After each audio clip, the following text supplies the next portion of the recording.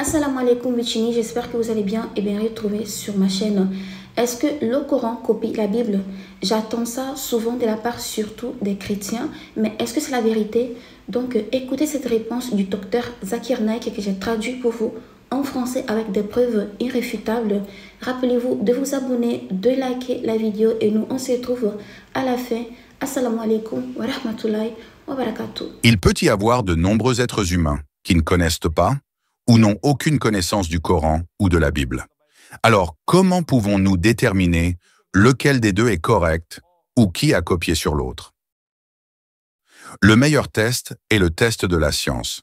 Si nous soumettons ces deux écritures au test de la science, nous comprendrons la différence entre la craie et le fromage.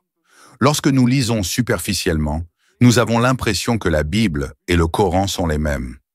Mais si nous faisons une recherche ou une analyse, nous découvrons qu'il y a une différence aussi marquée que celle entre la craie et le fromage. Quand nous lisons la Bible, il est mentionné dans le premier livre de la Bible, le livre de la Genèse, chapitre numéro 1, que Dieu Tout-Puissant a créé les cieux et la terre en 6 jours. Et ces 6 jours sont des jours de 24 heures, comme mentionné dans la Bible. Le Coran parle également de la création de l'univers et dit que Dieu Tout-Puissant a créé les cieux et la terre en 6 ayam. Ayam est le pluriel de yom. L'une des significations de yom est un jour de 24 heures, mais l'autre signification arabe de yom est une longue période, une époque. Les scientifiques d'aujourd'hui disent que notre univers a été créé en milliards d'années. Donc, dire qu'il a été créé en 6 jours de 24 heures est faux. Cependant, les scientifiques n'ont aucune objection concernant le Coran lorsque celui-ci déclare que les cieux et la terre ont été créés en 6 ayyam.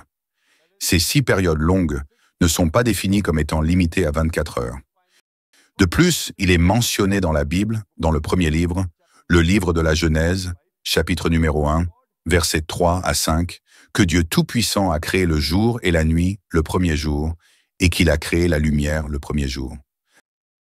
Par la suite, il est dit dans la Genèse, chapitre numéro 1, versets 14 à 19, que la source de lumière, c'est-à-dire les étoiles et le soleil, a été créée le 4e jour. Imaginez, l'effet est créé le premier jour, et la cause de cet effet le 4e jour.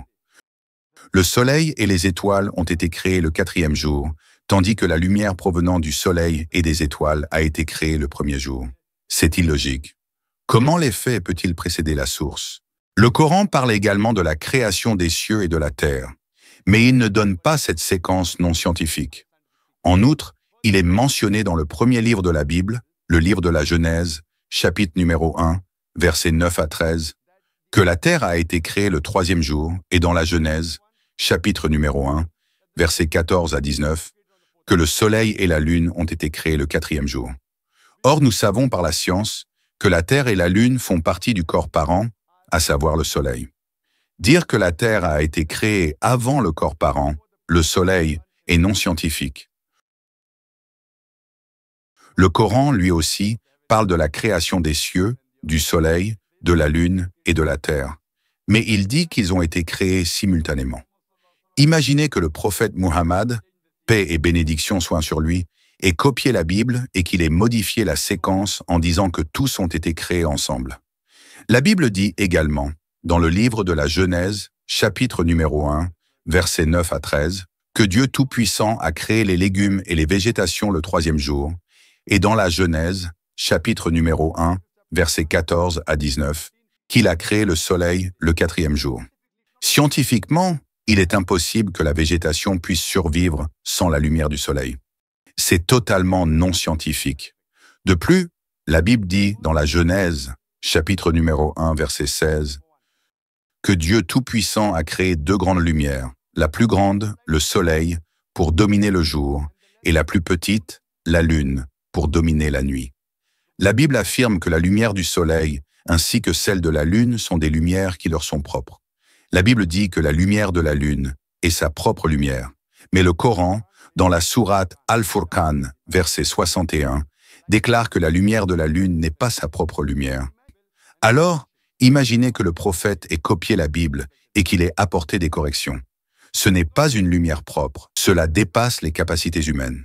Seul celui qui détient cette connaissance est Dieu Tout-Puissant.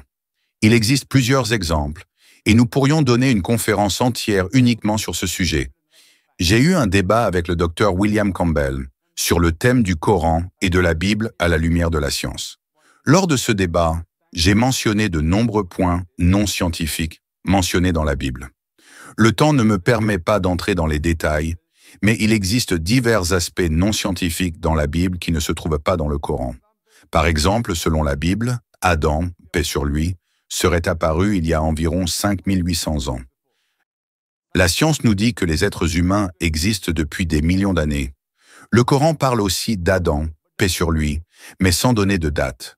La Bible, dans la Genèse, chapitres 6, 7 et 8, parle également de Noé et du déluge. Elle affirme que le monde entier était submergé sous l'eau à l'époque de Noé, soit approximativement au 21e ou 22e siècle avant Jésus-Christ.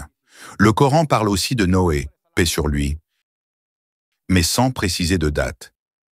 Il mentionne également le déluge, mais précise qu'il s'agissait d'un déluge local, qui n'a touché que l'Oumma, le peuple de Noé, paix sur lui, et non le monde entier.